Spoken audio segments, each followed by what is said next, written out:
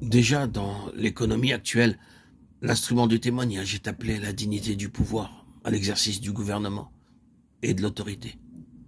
Ce gouvernement n'est naturellement pas maintenant ce qu'il sera dans l'économie future. Nous savons qu'un jour, nous régnerons en fait. Les saints du Très-Haut recevront le royaume. Le gouvernement sera alors à la lettre entre leurs mains et leur autorité sera universellement reconnue et acceptée. Il n'en est pas ainsi maintenant et cependant c'est exactement le même principe qui entre en jeu. Son application seulement a un caractère différent. Ce n'est pas d'un gouvernement effectif qu'il s'agit maintenant, mais d'un gouvernement moral. De nouveau, c'est le livre de Daniel qui va nous fournir l'illustration dont nous avons besoin pour bien faire comprendre notre pensée. Nebuchadnezzar est la tête d'or. Dieu lui a donné un empire immense. Et de tous les royaumes représentés par la statue, c'est le sien qui est le plus grand. Les empires qui vont se succéder après lui ne sont tous que les différents degrés d'un processus de détérioration. Or, argent, airain, fer, argile, à chaque étape franchie, il y a une dépréciation. Mais Nebuchadnezzar et son empire représentent le plus glorieux de tous les royaumes du monde, et c'est Dieu qui le lui a donné. Daniel et ses trois compagnons se trouvent là au cœur de cet empire. Or, je vous le demande, qui exerce le pouvoir en réalité, Nebuchadnezzar ou Daniel? Quand le roi ne sait plus que devenir à cause de son rêve, et qu'il ne se trouve personne pour le tirer d'affaire, voici paraître Daniel enfin. Daniel répondit en présence du roi. Nous est-il dit?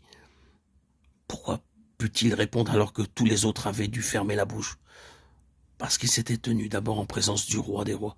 Si vous le suivez dans le palais, au moment où il va se présenter devant Nebuchadnezzar, vous vous sentez dans une atmosphère de dignité, de confiance paisible, d'assurance. Les sages de Babylone devaient être mis à mort, mais à peine Daniel avait-il eu vent de la chose qu'il avait déclaré tranquillement qu'il y avait dans le ciel un Dieu qui révèle les secrets. Ce Dieu donnerait une réponse au roi. Daniel n'a pas dit, eh bien, je vais demander au Seigneur et voir s'il veut donner une réponse. Non. Aucune hésitation de sa part, une certitude absolue, une confiance sereine et entière font de lui un homme que rien ne peut ébranler. Il fait venir ses trois compagnons. Il prie avec eux et Dieu lui révèle ce secret pendant la nuit.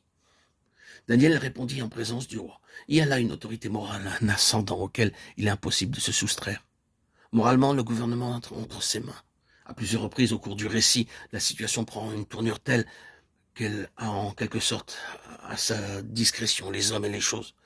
Et nous le voyons plus d'une fois tenir en suspens la suite des événements. Même au fond de la fosse au lion, la dignité de son attitude et l'autorité de sa parole le placent bien au-dessus de Nebuchadnezzar. En plus d'une occasion, nous voyons le roi ramper à ses pieds moralement. Quant à ses trois amis, quelle est leur position à ce point de vue-là? Elle est d'une magnifique simplicité. Notre Dieu que nous servons peut nous délivrer. Et il nous délivrera de ta main, ô roi. Sinon sache, ô roi, que nous ne servirons pas tes dieux et que nous n'adorerons pas la statue d'or que tu as élevée. Mais alors, qu'advient-il d'eux? Ce qu'il advient, prenez-en bonne note. Ce n'est pas une délivrance de la fournaise ardente. Dieu ne vient pas leur ouvrir une porte de sortie pour leur épargner l'épreuve. Ce qui arrive est bien plus beau. Le Fils de Dieu lui-même, au milieu du feu, vient se solidariser avec eux. Et le résultat, c'est que moralement, tout croule devant ces hommes qui sortent de la fournaise rayonnant d'une souveraineté morale qui les élève au-dessus de n'importe quelle royauté de ce monde. Vous le voyez, le gouvernement auquel nous sommes appelés est quelque chose de moral. Perdu comme nous le sommes en apparence, tout au moins, au milieu d'un monde qui pourrait nous briser comme fétus. Dieu nous associe à son trône en nous rendant participants de sa dignité.